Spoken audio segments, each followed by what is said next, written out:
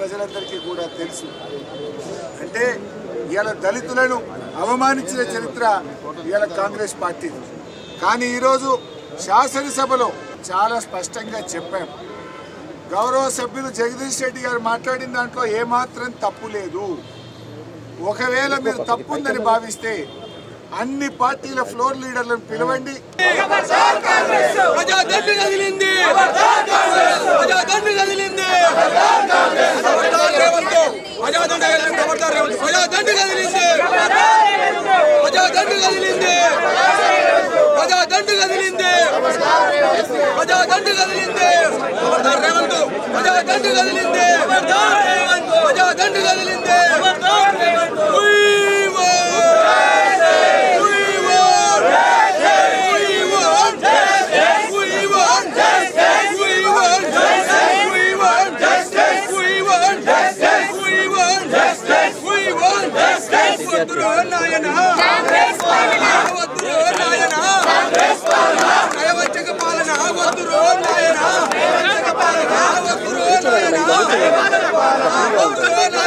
కనీసం వినే ఓపిక కూడా లేకుండా వారు ఏకపక్షంగా బహిష్కరించారంటే మాటికి అప్రజాస్వామిక నియంత్రణతో పోకడలకు ఇందిరమ్మ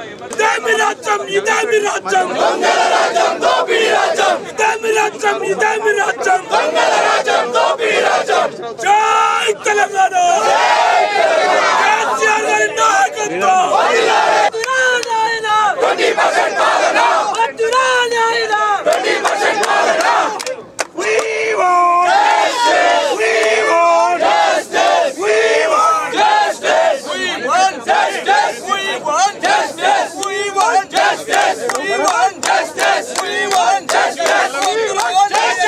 ప్రజాస్వామ్యబద్ధంగా అంబేద్కర్ విగ్రహం దగ్గర నిరసన తెలుపుతుంటే కూడా అరెస్ట్ చేస్తా ఉన్నారు. అంటే శాసనసభలో అక్రమ సస్పెన్షన్లు, బయట వస్తే అక్రమ అరెస్టులు.